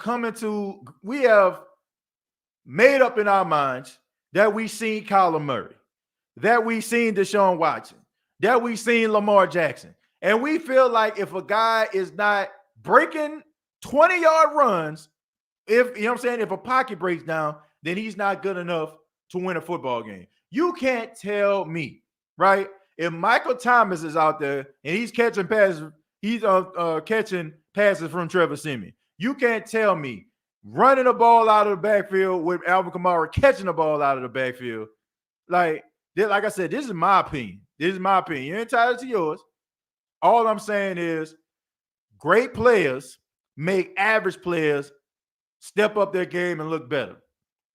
Okay? I mean, that's just the way I look at it. Okay, anybody that's saying that Nick Foles is not average, why is it that he can't succeed anywhere else other than Philly? Like, come on, man. Like, that's all I'm saying. Like, we look at the guy and we just like, oh man, he ain't built for this. He ain't built to lead a team. Like, look at the team across the board. Look at it. Look at the team across the board. Man, anybody would struggle with this. TJ, my text at 10:03, you skipped it. Yeah, man, just put the text again down at the bottom and I'll read it. I don't think I can go that far up anymore. Jameis Winston really had our receivers looking respectable when they are not even ones or twos on any team in the NFL. Smallville, see, that's what I'm saying. Above average talent can make average talent, step up their game. We can talk about all the interceptions that Jameis throws, but nobody is going to say that Jameis Winston doesn't possess arm talent. The talent, to be able to get the ball where it needs to be. Nobody is going to say that. Okay, that's just the way I feel. You can say, I don't know if he'll do it, but hey, man, that's just how I feel. I think the Saints were talented enough. Like, man, think about this. Think about this, folks. Teddy Bridgewater won 5 games with the New Orleans Saints with a really good offense with Michael Thomas, Alvin Kamara, and, being around him. And, the defense was stepping up. He goes to Carolina, it doesn't pan out. He goes to Denver, it doesn't pan out. Come on, man. Like, there's a reason why when you go to different places, You know what I'm saying? If you don't have that same level of talent around you, you struggle. I mean, that's just how I feel. You know, like if you average, you need above average talent to make you more respectable. TJ, they some Saints fan, they got spoiled by the Breeze effect. Yeah, I mentioned it. You know, Breeze was so great. Breeze was so great that it clouded a lot of the judgment of the Who Dat Nation. Now they expect every quarterback to be able to make all the throws, be as accurate, make the decisions that Drew made. What you're seeing right now is the greatness of Drew Brees without him being here. And you seeing like how important this guy was to this franchise. Read mine at 1020. Like I said, I can't stroll back that far. So if you have a comment and you want me to read it, make sure that you just copy and paste it down at the bottom, and I'll try to read it again if I see it. Alabama won for years with average quarterbacks, so I get it. Yeah. And why was that? I mean, think about this. Jerry Jeudy, right? Julio Jones, Amari Cooper. Like you, and then you had, you know what I'm saying? Look, Derrick Henry, Mark Ingram. You know what I'm saying? Like, come on, man. Like, what are we doing here? Like, talent, you know what I'm saying? Like, above average talent can make average players look above average. You know, like, it's just what it is, man. You know, I mean, you can make this case in every situation. Siemian is like Jimmy G to me. Flacco had an arm. I mean, Siemian have a decent arm, you know. And look, this may sound crazy. Look, I take Jimmy Garoppolo. I take him. And in a Sean Payton offense, I take him. I take him, man. Like, I'm serious. People might laugh and be like, "Man, you crazy, bro." I take Jimmy Garoppolo. I would take him. You know, I would take him in the Who Dat Nation. I think he'll succeed. The only thing that bothers me about Jimmy is his injury history. Josh says, I'm Josh, the fan of the State of the Saints podcast. Josh, thank you very much for the $2. I appreciate that, man. Thank you so much. Hoodie Juice says, quarterback so successful on Saints because talented players and coaches we have in the scheme and the system we run. That's what I'm saying, Hoodie Juice. Like, schemes matter. You know what I'm saying? Like, the players that are around you matters. All that stuff matters. Right? It does. You know, like, there are very few quarterbacks that can make it in any situation. They can make the best out of any situation. There are a lot that can't do that. They need the stars to be aligned in order for them to succeed.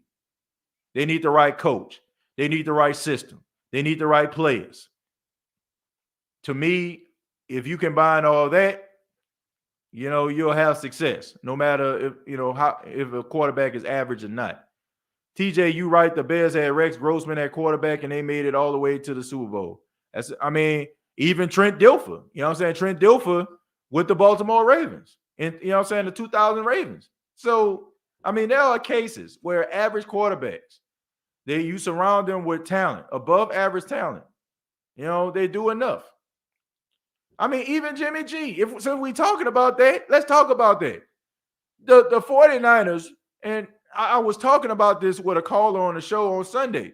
Jimmy G threw the ball 10 times in an NFC championship game, and it was good enough for the 49ers to go to the Super Bowl. And we all know, and nobody is going to be mistaken at this stage, Jimmy G being elite. It's just not happening. Now, I would take him on the Saints because to me, I feel like he has the ability and the capability to be formidable. But, man, come on, man. You got to the players around you matters, man. If you have above average talent, you can make the Super Bowl. You can make the Super Bowl. You can go streaking, man. Think about this. Okay, number one seed, how many games do they have to win? 2, right? 2 to get to the Super Bowl. Wild card, how many you got to win? 3, right? Any team can go on a 3-game winning streak, right? It don't matter. Any team can go on a 3-game winning streak. And we all know that the Saints, you know, for the exception of the last game, we know they don't get blowout often. So they're going to always be in a fight. So I mean, that's just the way I feel about it. I mean, look, I can understand people's skepticism about Trevor Siemian. I'm just saying, dude can get the Saints where they need to be. He can get the Saints where he need to be because number one, he knows the playbook. He knows the playbook. Like he's knowledgeable of that. And like I say, he makes mistakes, but it's not to a point where I just see him throwing 4 and 5 interceptions in a game. I just don't see that. Not with decent talent around here, or above average talent. Above average. Eugene says, I just hope they bring Winston back. I really want him to succeed and prove all the haters wrong and draft and sign a receiver. Eugene, I agree with that. And I think he's coming back. I mean, just call me delusional, but I think he's coming back. I think they're gonna bring him back, man. Probably on a deal similar to what he actually had this past season. But let me stop right here, and I want to thank another sponsor of the State of the Saints podcast. I want to thank the fine folks at Manscaped.com. The holiday season is here, and they have some great Black Friday deals at Manscaped.com. Go to Manscaped.com, use the promo code State of Saints. You will save 20% off. Okay, get yourself ready for the holiday season. Take advantage of the Black Friday deals that they have and add that 20% to those great deals, man, by using the promo code State of Saints. That's all one word, State of Saints. Let's go ahead and move on. We're going to read a few more, then we're going to go ahead and get up out of here, man. I think if Sean and Jameis rebuild the Saints offense the way that he and Drew did in 2006, we might go places. Well, I think they were on that. I think they were on that path. I really did. I think they were on that path to do that, but the injury bug happened. It hit, and I think that it just kind of, messed up the Saints' plans. I think that's exactly what they were trying to do. They was going to get Jameis. They was going to get some of these young guys, combined with the elite wide receiver play of Michael Thomas and the good running and catching ability of Alvin Kamara, and they were going to make this a formidable thing. So but the injuries start to pile up, and now we're at this point right now. The young blood says, TJ, did it surprise you that the Saints brought back Kevin White, where there are better options out there? Yeah, I really feel that way. Look, I was hoping that the brother work out, but look, I'm very skeptical about Kevin White doing anything at this stage. I really just don't understand that. I really don't understand. Maybe it's because he's been here since preseason. He's been here in training camp. But come on, man. I would love to see what Quan Baker can do. I would love to see what Eastside Winston can do. And hell, he better not be in this game on Thursday versus the Bills. After what I seen Lil Jordan Humphreys scoring touchdowns, and Kevin White had about 3 weeks to do that and still hasn't done it. Lil Jordan Humphreys come off the practice squad and scores in his first game back in the last 6-7 weeks. Come on, man. Lil Jordan Humphreys better be out there on the field. I mean, come on, man. Kevin White, how many chances is he going to get? He got chances with the Bears. It didn't work out. Got a chance with the 49ers. It didn't work out. Got a chance with the Saints. It didn't work out. Okay? If it walks like a duck, talks like a duck, you know what I'm saying? Like, I mean, what is it? It's not a polar bear. It's not a cheetah. It's a duck. Okay? Oh, if it acts like a bus, if it catch like a bus, if it runs like a bus, then what is it? It's a bus. Okay? And look, he gave it the old college try. And I'm proud of him. But he's not good enough. Okay? He's not good enough. See, it's just that simple. Look, I think that this is Sean Payton's ego that's bringing him back, because Sean Payton likes to prove people wrong. He likes to, I always use this example, how my grandmother goes to those garage sales, right? My grandmother goes to those garage sales and she's like, oh, I can do something with that, right? And bring it home. My grandfather rolls his eyes as he sees the van pull up to the house, because he's like, man, what are we going to do with all this stuff? And my grandmother like, well, we can put this in the living room, or we can put this in the den, or we can put this in the kitchen, right? But hey, man, sometimes you just got to be like, it just ain't working out. Sean Payton's ego is bringing Kevin White back because he wants Kevin White to work. because Kevin White has been and is a bust, and Sean Payton want to be the guy that resurrects his career. But let me tell you something. Okay, you would need Jesus Christ to perform that miracle. T. Smitty, thank you very much for the $5. Says it's tough to properly evaluate a quarterback who's throwing to 3-4 receivers, number 3 and number 4 receivers. Jameis still has more touchdown passes than Baker Mayfield, who has receivers. T. Smitty, that's a good point. Like I said, I just think that the Drew Brees greatness clouds our judgment at times, and we expect those quarterbacks to possess that same type of talent, no matter if Colston was hurt one week, no matter if Jimmy Graham was hurt, no matter if Darren Sproles was hurt, number 9 to come out there and make it work, okay? You know what I'm saying? Like, he was the MacGyver of the New Orleans Saints offense, okay?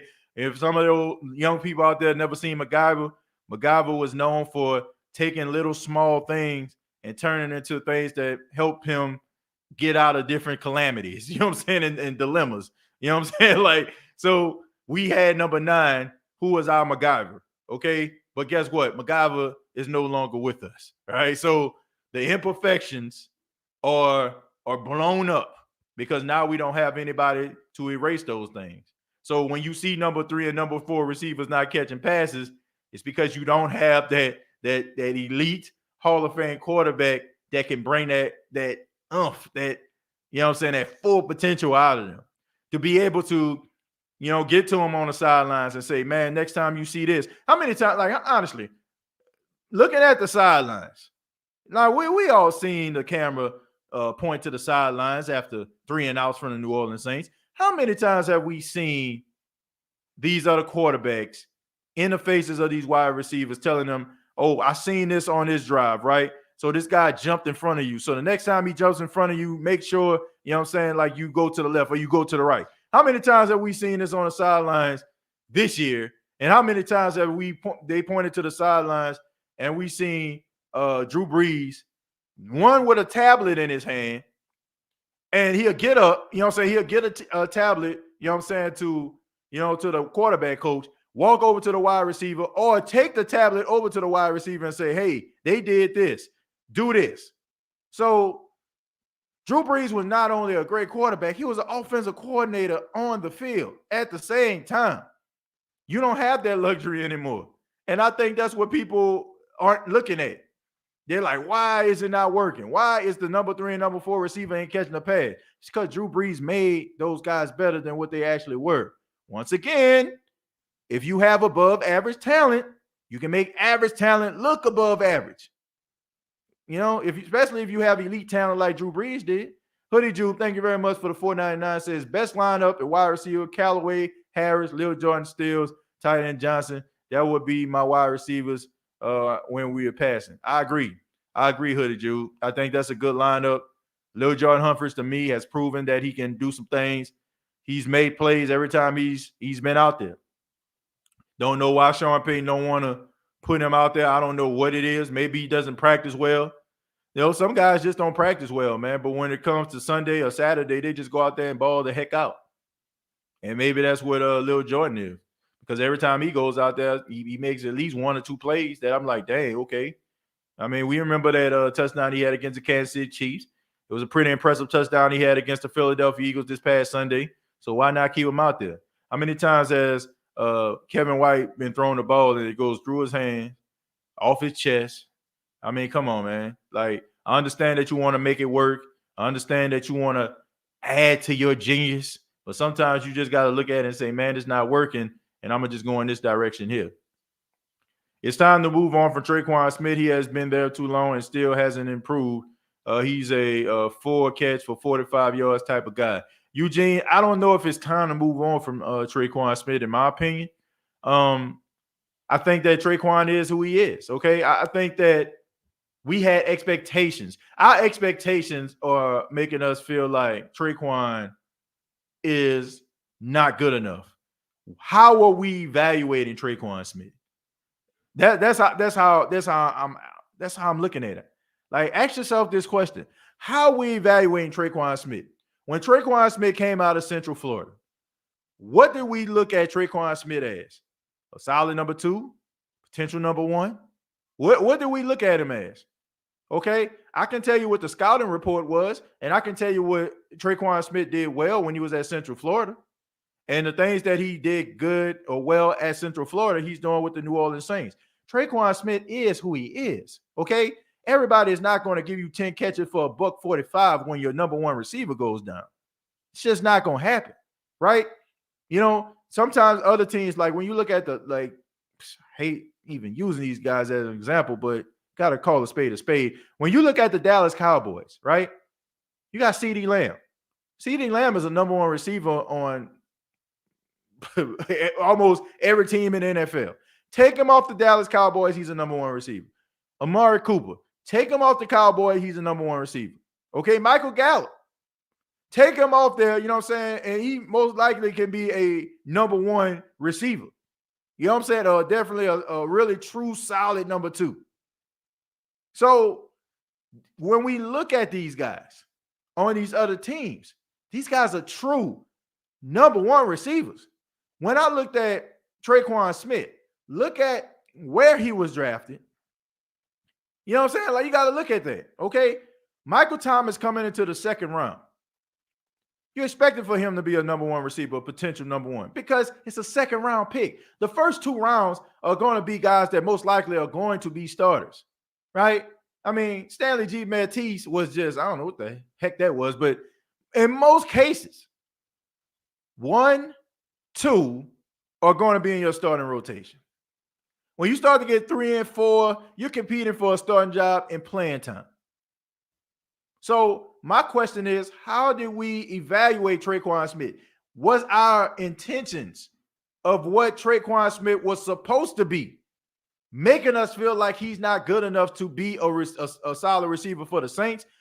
I think that he is a solid receiver. When you look at Traquan Smith and who he is, he's solid. Now, if I'm looking at, Traquan Smith being a number 1 receiver, kill that dream. Kill it. It's over. Okay? But number 2, number 3, fine. Now, I think that's a good place for him. You know, I just think that our expectation for Traquan Smith makes us frustrated with his production. But, I mean, that's just the way I feel about it. Hoodie Jube, thank you for the 199, says Lil Jordan, the one besides Harris, who has a dog mentality. I agree. I don't know what it is, Hoodie Jube. I really don't know. Every time I see Lil Jordan, he's making plays. He converts a first down or catches a touchdown. I really don't know why he does not see the field. I mean, this dude be in street clothes.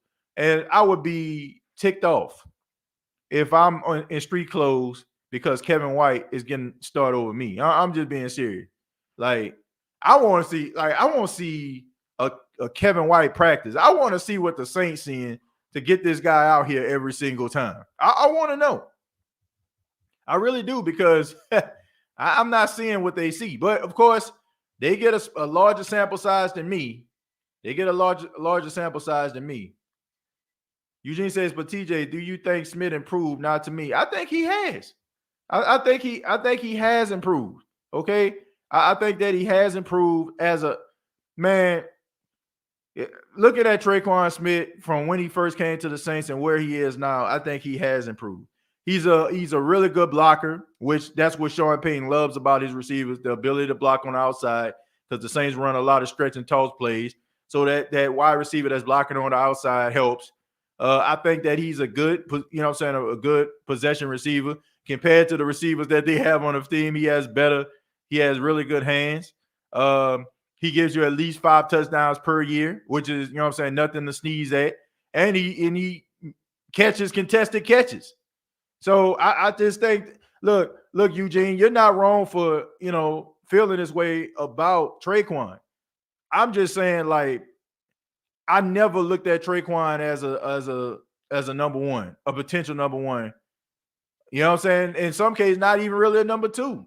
Like, I just looked at this guy doing his job, right? You know what I'm saying? A guy that just out there, that can do his job, throw the ball to him, he going to catch it, get you a few yards, get you a first down, move the chains. I just never looked at him like that. And I get it. When you have a team, you would like a Thielen Jefferson combination. You would like a T. Higgins Jamar Chase combination, right? You want that, right? I get it. You know, I get you want that combination. You want a Cooper Kupp, Robert Woods combination, right? One or two can go for 100, but sometimes you don't always get that. Now, Eugene, I'm with you. I do think the Saints need to get themselves a number two. Okay, I do think they need to get themselves another wide receiver that can be opposite of Michael Thomas. But I don't think that you need to get rid of Tre'Quan Smith. The only thing I feel like, look, the only thing I feel is that Tre'Quan Smith, most likely, you know what I'm saying, is going to get a decent contract extension. Decent, you know? I mean, but I don't think, look, I think they're going to re-sign him. I think he's going to re-sign with the New Orleans Saints. Would not surprise me that Tre'Quan Smith gets a contract extension. Man, look, TJ, the Saints been behind the 8 ball since day one with everything we've been through and still sitting at 5-5 with journeyman. I'll take that any day with this roster. Big facts.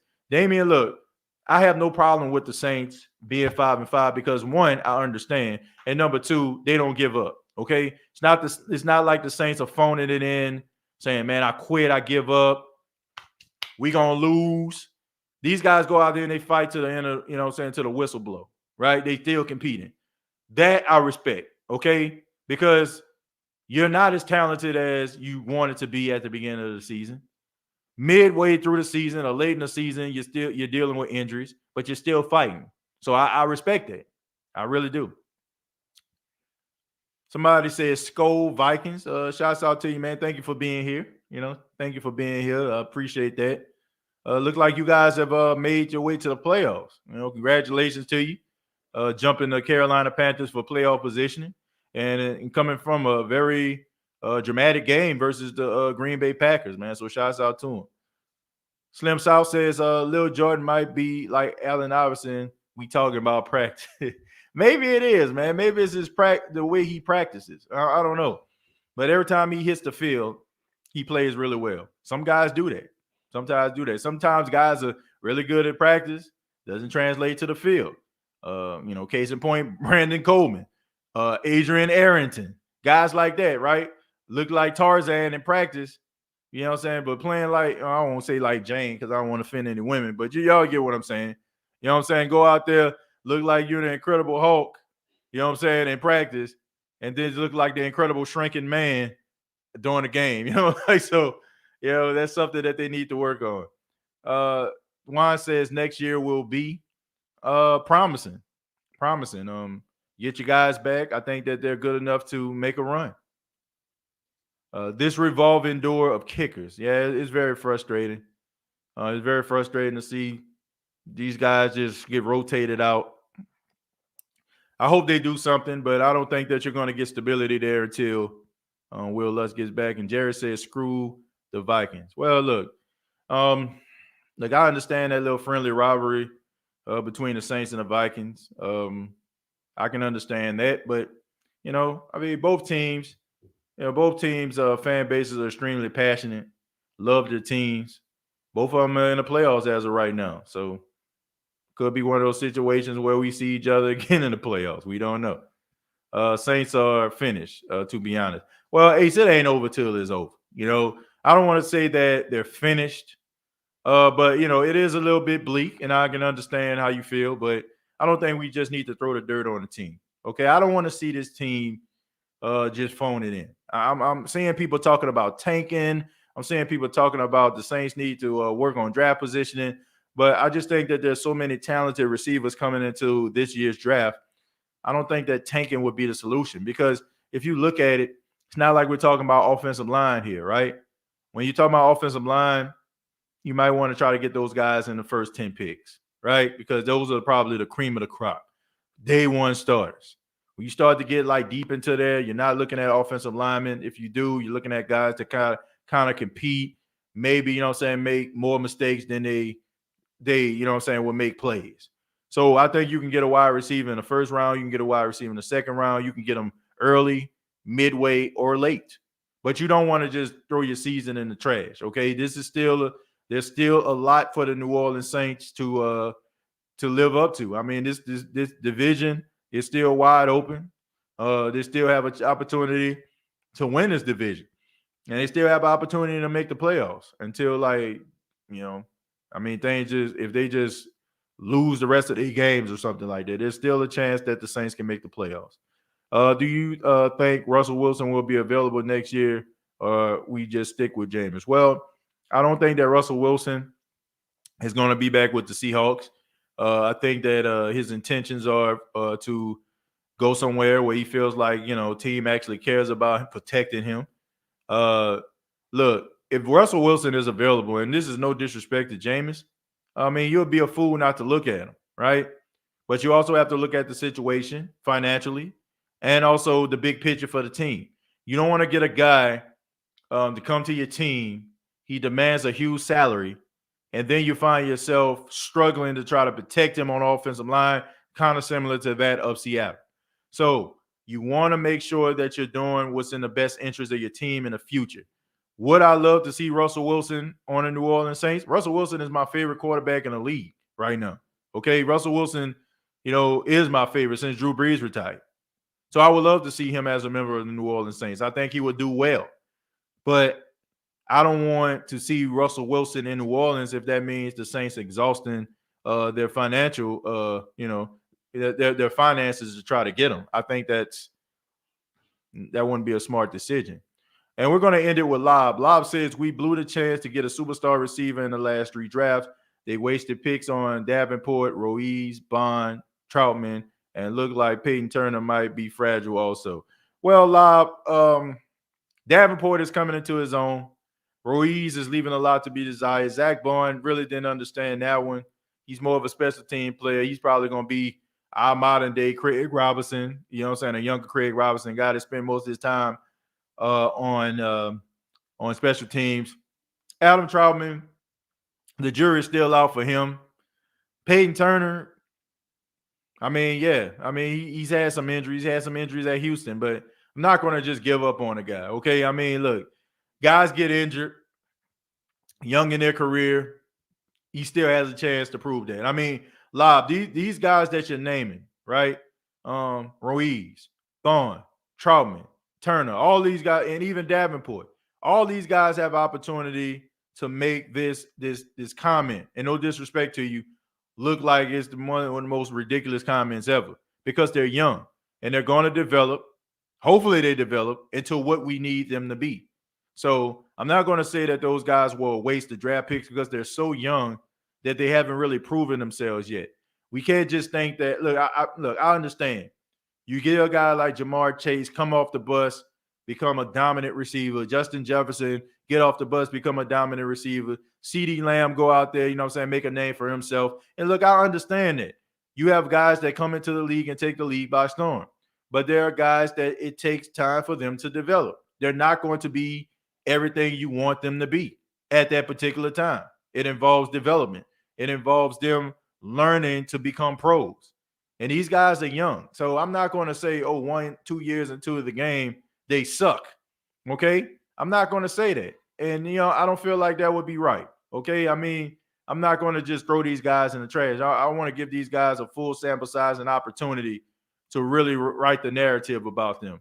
And you got to keep this in mind too, Live. I don't know where you stand when it comes to the Jameis Winston situation, but people are saying the same thing about Jameis Winston, right?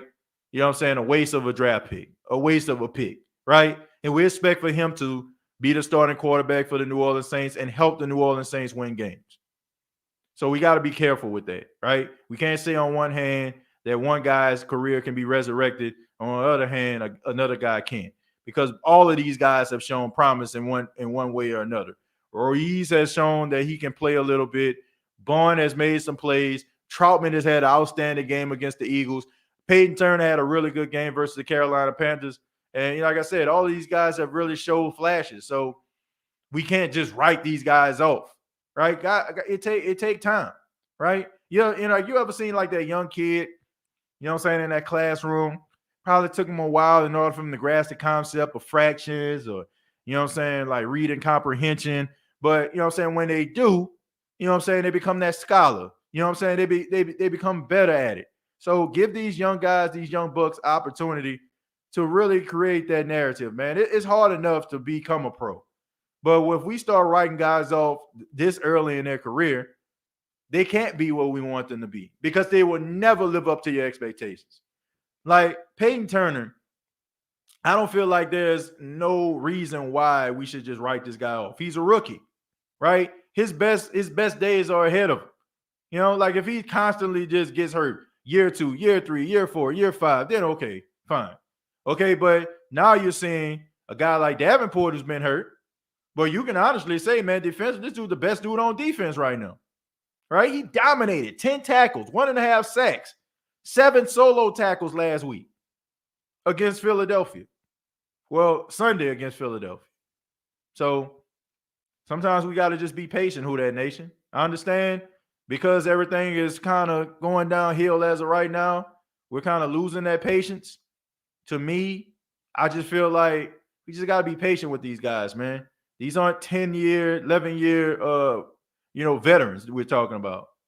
You know, these guys have, these are guys, the minimum 5 years in the league. I'm not ready to give up on guys just yet. Lob also says once these guys start turning into good players, the core of our roster will be gone. The window is over, and the roster will look completely different next year. I don't think the window is closed. But I do say this, Lob. This is the way that you want to construct a team. You want to draft well. You want to be able to have those young players play on those rookie deals in order for you to combine them with free agents, right? Some solid free agents, and you want to be able to make a run at this thing. I have no problem with that, okay? Until I actually see this. Until I actually see these guys are just going downhill, okay? I mean, how many of us just like, man, the Saints are just going to be a straight train wreck this season? The Saints have been dealing with injuries. That's the reason why they're looking like they are. Not because they wasn't talented enough. It's because these guys that we were counting on got hurt. So a lot of us probably were ready to throw third on the Saints this season. But as you can see, before Jameis got hurt, they was winning games. Okay, they wasn't pretty. Okay, so some of them wasn't as exciting as they was when number 9 was our quarterback, but they still were winning. Okay, good teams find ways to win, and the Saints were doing just that. And I want to say thank you all for checking out the State of the Saints podcast. Thank you for everybody that comment throughout the show. Thank you for those that donated. I really do appreciate that. Make sure that y'all subscribe to the YouTube channel, youtube.com. Search The State of the Saints podcast. Also on facebook.com, search The State of the Saints podcast. Previous episodes available on iTunes, Spotify, iHeartRadio, and Anchor FM. We'll be back once again. Of course, Thanksgiving. Saints got that big matchup versus the Buffalo Bills. We'll be breaking that down. Of course, we'll have the prediction show. Also, we'll have the post-game show immediately following the Saints-Buffalo Bills game. Come back, check out the State of the Saints podcast while you're eating that stuffing, that ham, and that turkey. All right, thank you all so much. You take care. Have a good morning, noon, night. Whenever you're checking out this podcast, like always, all I got to say is, who dat?